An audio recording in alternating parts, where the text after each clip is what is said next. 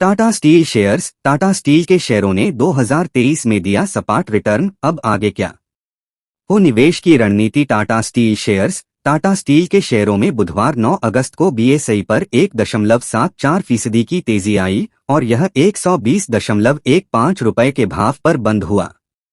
हालांकि इस साल की शुरुआत से अब तक टाटा स्टील के शेयरों प्रदर्शन का सपाट रहा है।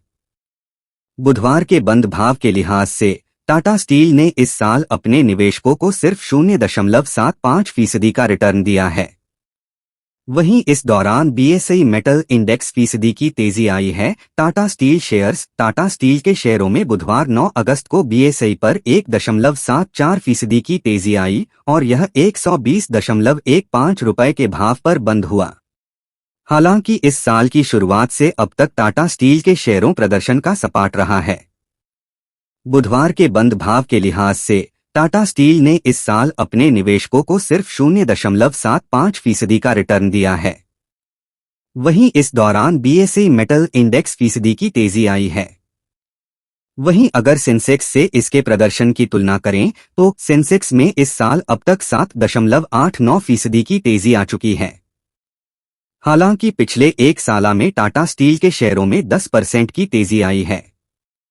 वहीं पिछले 3 सालों में इसने अपने निवेशकों को 197% का मुनाफा कराया है। टाटा स्टील के शेयरों को लेकर ब्रोकरेज का आगे क्या है नजरिया। BOB capital. Bob capital markets brokerage firm ने टाटा स्टील के शेयरों को 145 रुपए के टारगेट प्राइस के साथ बाय खरीद रेटिंग दी हुई है। यह इसके शेयरों में मौजूदा स्तर से करीब 20.63% की तेजी आने की संकेत देता है।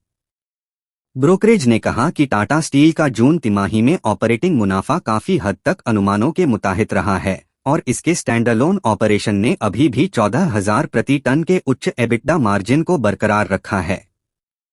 जियोजेट बीएनपी पारिबास ब्रोकरेज ने कहा कि जून तिमाही में यूरोपीय बाजारों में रिकवरी के साथ कंपनी का घरेलू प्रदर्शन मजबूत रहा।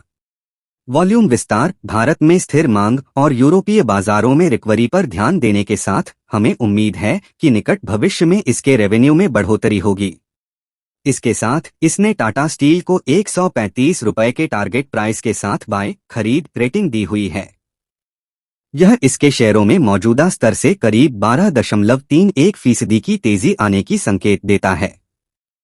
एक्सिस डायरेक्ट ब्रोकरेज फर्म ने कहा कि कंपनी भारत में अपना क्षमता विस्तार कर रही है, लेकिन दूसरी तिमाही में इसका स्प्रेड सपाट रहने के करीब है।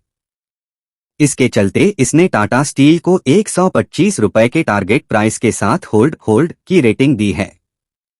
यह इसके शेयरों में मौजूदा स्तर से करीब 4% की तेजी आने की संकेत देता है। कैसे रहे थे टाटा स्टील के जून तिमाही के नतीजे। टाटा स्टील का जून तिमाही में शुद्ध मुनाफा करीब 93% गिरकर 525 करोड़ रुपए रहा।